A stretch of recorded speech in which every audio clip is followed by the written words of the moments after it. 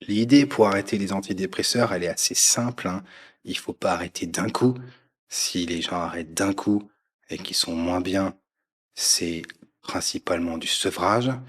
Et il y a des patients qui peuvent arrêter d'un coup, c'est pas les plus fréquents, mais la majorité des patients tolèrent une diminution progressive. Alors, le souci, c'est quand on dit une diminution progressive, il y a deux façons de faire. La façon, la classique, la plus simple, c'est de passer de 20 milligrammes de Séroplex à 15, et puis à 10, et puis à 5, et puis à 0. Donc là, ça fait 4 paliers.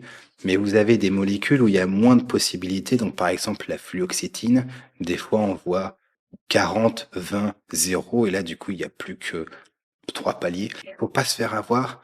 Il faut garder le truc simple pour la majorité des patients de diminuer petit à petit sans faire un jour sur deux parce que ça n'a vraiment aucun sens. Et ben, en moyenne, ça se passe très bien. Il y a des patients qui n'arriveront pas à diminuer et qui auront besoin d'une décroissance qu'on appelle hyperbolique. Et là, il faut faire réaliser des dosages intermédiaires par une pharmacie ou alors arriver à se procurer le médicament en solution buvable, ce qui est parfois pas si évident que ça parce qu'on a une tartine de rupture. Mais gros, l'idée, le message principal, c'est ça, c'est ça ne s'arrête pas d'un coup. On ne fait pas un jour sur deux pour arrêter, on le fait progressivement et en moyenne, ça se passe plutôt pas mal. Si jamais ça se passe pas bien, eh ben, il faut faire une décroissance hyperbolique. C'est grosso modo le consensus.